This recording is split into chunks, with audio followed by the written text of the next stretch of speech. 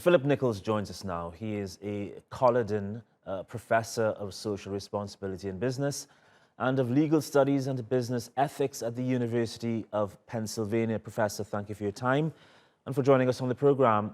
Well, as you heard, the International Monetary Fund says Ukraine needs $5 billion monthly to keep its economy afloat. And the IMF is concerned about piling up debt on Ukraine. I mean, it seems to be a significant decision from an organization often known for making economic conditions worse in the countries they're helping. Yes, the Ukrainian economy is obviously incredibly fragile right now. It's predicted that it will lose about 45% of its value in the next year.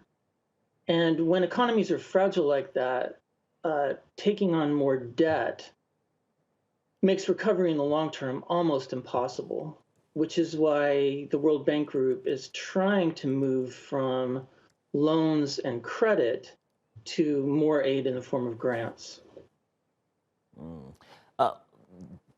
Let's switch across to Russia for a bit. Many international banks have left Russia, but it seems they're still making money off the Kremlin's actions in Ukraine. Talk to us about what's known as a negative basis trade.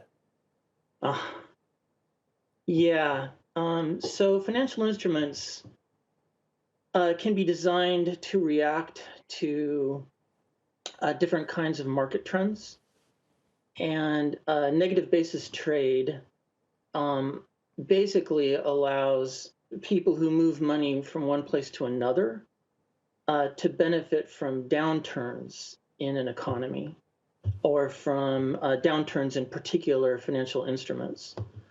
And in most circumstances, it's a way of hedging, which gives banks and other financial institutions more confidence to extend credit or to move money from one place to another. But sometimes we see that these instruments are used in ways that that aren't necessarily socially beneficial. Interestingly enough, the Russian government forbid short trading when they reopened their stock exchange. And so even the Russian government is aware of some of the non-productive uses of these kinds of financial instruments. Is there a moral issue, you think, in trading in Russian bonds? And even is it sensible at all doing so at this time? Well, I don't want to be in the position of giving financial advice and being liable for that. Having said that, Russian bonds are basically in the realm of speculative, or the slang term for that is junk.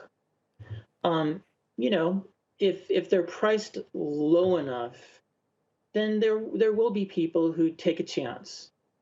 But any kind of institutional investor that has a fiduciary responsibility to its stakeholders, they are not going to be trading in Russian debt instruments, at least in the short to medium term. And particularly now that the Russian government has defaulted, it's going to be awfully difficult for institutions that have fiduciary responsibilities to trade in those kinds of instruments.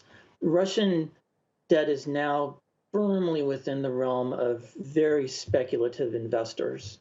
Well, I appreciate you coming in the program to talk a bit about what's happening around this conflict. Philip Nichols at the University of Pennsylvania, thank you.